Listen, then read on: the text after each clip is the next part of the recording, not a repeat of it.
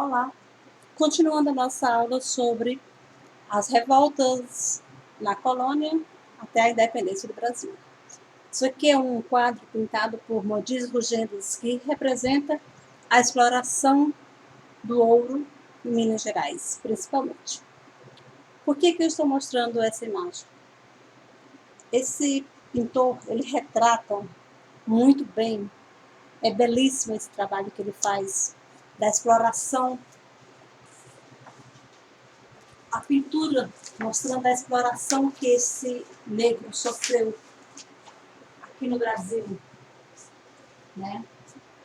Como a gente está falando das revoltas que aconteceu, por que eu achei interessante colocar esse quadro de Rugendas? Porque é justamente por conta dessa mineração, dessa exploração nas minas, que a gente vai ter essa revolta em Minas Gerais. Na página 118, nós temos a Conjuração Mineira. Até um tempo desse era chamada Inconfidência Mineira. Né? A revolta que aconteceu em Minas Gerais, que vai ter esse nome antes de Inconfidência, porque eles eram chamados de inconfidentes, os traidores. Né? Aqui a gente estava estudando, nas outras duas páginas, esse problema econômico por qual Portugal passava no século XVIII. Nós vimos que o Marquês de Pombal, que vai ser o secretário da Economia de Portugal, ele vai fazer várias modificações tentando modernizar e desenvolver essa economia.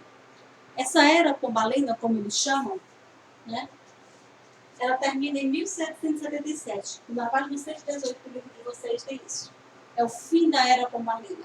Ele não vai conseguir desenvolver, ele não vai conseguir modernizar essa economia portuguesa. Em contrapartida, as diretrizes, né, as leis de aumento de impostos, de aumento de fiscalização, de punição para os colonos, né, esses impostos que vai ser aumentado nas colônias, essa fiscalização intensificada vai justamente acirrar, aumentar a disputa entre colonos e metrópole. Esses colonos que estavam aqui nessa América portuguesa, eles se revoltaram com tantas imposições, tanta fiscalização, tantos impostos, e o resultado disso foram vários conflitos entre a coroa e esses colonos. E é uma dessas que a gente vai estudar agora. Minas Gerais era o ponto central das jazidas de ouro aqui no Brasil naquele século. Então, a corrida do ouro foi intensa. Pessoas de todos os lugares, daqui da colônia e fora de lá, daqui fora da colônia, de estrangeiros, principalmente europeus, vieram às levas, aos montes para Minas Gerais, buscando enriquecer com esse ouro. O contrabando foi grande, a exploração, o custo de vida ficou altíssimo. Então, aliado a todos esses, ainda tinha essa cobrança de impostos. Cada pessoa que criou o direito de explorar, né, eles tinham que pagar uma determinada taxa para a coroa. Só que as jazidas, que são os locais onde tem esse ouro, elas começaram a se esgotar. Claro, tanto explorar, elas não eram eternas, elas foram diminuindo a produção. Essas minas, elas começaram a rarear. Então, a queda dessa produção diminuiu, mas os impostos não. O rei não levou em conta isso, não acreditou nisso, achou que era uma forma de burlar as leis, de que eles não pagassem esses impostos. Então, ficou uma coisa acontecendo aqui e eles interpretando de outra forma. Por quê? Porque era comum o contrabando, era comum a negação de impostos. Então, o rei não tinha como saber o que era verdade. Mesmo as pessoas que estavam aqui, eram de confiança dele, não acreditavam nisso e foi surgindo essa grande desavença. Essa extração aurífera, né, de Minas Gerais, ela vai se esgotando, vai diminuindo e isso vai gerar dívidas. As pessoas que trabalhavam com essa parte, elas vão se endividar com a coroa. Elas não tinham como pagar, porque elas tinham que pagar muito caro por essa exploração, né? Os impostos que a coroa portuguesa impôs para a abertura dessas minas, para a procura desse ouro, desses diamantes, vai ser muito caro. Enquanto estava tudo bem, né? Enquanto tinha muito, não tinha problema. Tiravam da coroa, ficavam deles, o que eles só negavam também, e eles conseguiam ter bastante lucro, mas só que foi diminuindo, né? Essas dívidas dos contratadores, das pessoas autorizadas a explorar esse ouro, foi aumentando. Com o fim da Era Pombalina, né? É claro que a administração daqui, ela estava voltada para a coroa. As pessoas que estavam no poder político e governamental aqui eram aliados do rei. E um desses, que vai ser o Visconde de Barbacena, ele vai assumir em 1788. Quando ele assume, uma das obrigações dele era cobrar esses impostos atrasados, a chamada derrama. Lembra que a gente viu na página anterior, derrama? Ou seja, cobrar os impostos atrasados. O atraso que os contratadores, né, a elite que tinha direito de cobrar esses impostos, a elite que tinha o direito de explorar essas minas, era de 538 arrobas, o equivalente a 8 toneladas de ouro, que era devido a Portugal. Uma tonelada são 1.000 quilos. Então, esses mineradores, esses donos de minas, eles deviam ao rei, claro que não era era o montagem, eles deviam ao rei 8.000 toneladas de ouro, 8.000 quilos de ouro, 8 toneladas, 538 arrobas. Absurdo, né?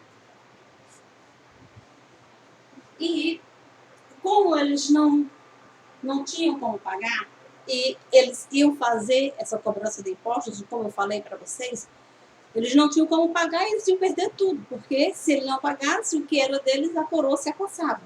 Então isso gerou um tumulto, isso gerou desavença, desconforto, isso criou mais ainda inimizade entre esse governador e os colonos de Minas Gerais. Principalmente por quê? Porque era ignoravam que as jazidas estavam esgotadas, que eles não produziam mais aquela quantidade para eles pagarem aquele valor, né?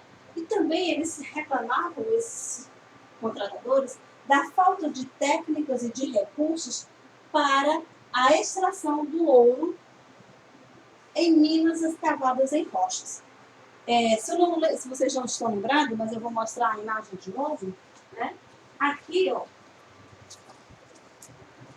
né, as rochas, ó. Então, essas minas, esse ouro estava aqui. E esses arrecadadores, esses contratadores, perdão, eles não tinham recursos para escavar, para procurar esse ouro nessas rochas, né? Não tinha técnica também desenvolvida para isso. Esses impostos, essa fiscalização, essa repressão criou conflitos e isso levou à idealização de uma revolta, né? A reação contra essa derrama, essa elite mineira, ela vai se unir, claro que secretamente, e vão organizar uma forma de revolta contra esse governador, o Visconde de Barbacena, né, e contra essa derrama, essa imposição, essa cobrança desses impostos. Então, em contrapartida a isso, vai culminar, né, nessa revolta. Essas pessoas, essa revolta, é claro que ela vai ser iniciada, ela vai ter como pontapé isso aí e vai unir essa elite mineira, que eram as pessoas que estavam sendo prejudicadas por esses impostos. Aqui nós temos alguns nomes, né? Cláudio Manuel da Costa, Alvarenga Peixoto, Tomás Antônio Gonzaga, eles eram poetas, homens letrados, que tinham participado já da administração de Minas Gerais e que sabiam de toda a estrutura, e que nessa época que eles estudaram na Europa, eles entraram em contato com as ideias iluministas de liberdade, de igualdade, né? E isso vai trazer para eles, né, essa chama para lutarem contra essa imposição da coroa. Também nós vamos ter o José Álvares Maciel, que era um mineralogista, era um dono de mina, Francisco Antônio de Oliveira, que era um fazendeiro riquíssimo da época, Joaquim José da Silva Xavier Alferes, ele era um militar de baixa patente, mas tinha vários militares nessa confederação, nessa conjuração, nessa reunião, nessa tentativa de não serem prejudicados, tinha muitos militares. Inclusive, esses militares vão ser um desfecho bem diferente. Esse Joaquim José da Silva Xavier é um Tiradentes, porque no dia 21 de abril a gente comemora, né, o dia do Tiradentes. Por que ele é tão comemorado? Chegaremos lá. Luiz Vieira da Silva, cônego. Cônego é um título da igreja e ele estava ligado, esse cônego, ele era, vamos dizer, um tipo de administrador da economia, né, da igreja além de Minas. Ele era o responsável pela administração do dinheiro da paróquia, da diocese. Então, o cônego ele tem essa função administrativa na igreja. E ele estava também sendo prejudicado com essa cobrança de impostos, né?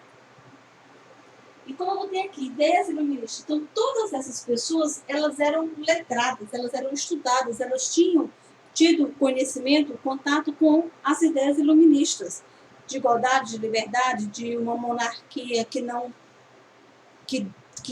uma monarquia absolutista já não era mais tão aceitável, a questão de uma república, né, onde as pessoas tinham direito, tinham liberdade, e as pretensões desse grupo de elite, dessa elite mineira, eram justamente algumas dessas coisas, inclusive uma república em Minas Gerais, né? As pretensões dessa conjuração mineira eram uma república em Minas Gerais com base nas ideias ou na república dos Estados Unidos, né? No país aqui vizinho, que já era independente. Então, Minas se separaria do Brasil. Ele ia ser um país independente, uma república, que ia ter uma constituição muito parecida com a dos Estados Unidos. Criar manufaturas. Aqui no Brasil era proibido ter manufaturas. Tudo era comprado da Europa, de Portugal. Tecido, os produtos para trabalharem, né? Nada aqui era fabricado. Tudo era vindo da Europa. Então, eles queriam a ideia de trazer essa modernização, essa manufatura para cá. Se tinha a fabricação, ainda era artesanal. Então, eles queriam essa novidade, essa modernização. Fundar universidade em Vila Rica. No Brasil não existia nem escola, quanto mais universidade. As escolas que tinham estavam sob o domínio da Igreja Católica e eram direcionadas justamente para essa questão religiosa. Os filhos de nobres que nasciam aqui no Brasil, eles iam estudar principalmente em Lisboa, né? Nessas pretensões, eles também tinham a ideia de perdoar todas as dívidas para com a coroa. As pessoas iriam começar uma república sem dever nada a ninguém. Um novo país, uma constituição onde as pessoas teriam igualdade e as dívidas seriam perdoadas, né? A liberação do distrito de Diamantina. Diamantina era um distrito de Minas onde foi descoberto jazidas de diamante. E era difícil impedir o contrabando porque o diamante você não consegue derreter. O diamante bruto, ele já tem a sua própria característica. No máximo, ele é lapidado, ele é moldado, ele não é derretido. Ninguém consegue quebrar um diamante. Então, dependendo do tamanho dele, era fácil, não é? Esconder, e a coroa não tinha controle sobre isso. A ideia de Minas era justamente que esse local, que era restrito à mineração lá, era pessoas escolhidas, né, que deviam favores à coroa, a coroa devia favores. Então, poucas pessoas tinham domínio, direito de minerar, de extrair esse diamante em diamantina. E eles queriam que essa diamantina ela fosse liberada para outras pessoas, que outras pessoas também pudessem, né, ter o direito de explorar esse diamante, essas jazidas. Então, as ideias, as pretensões deles eram essas.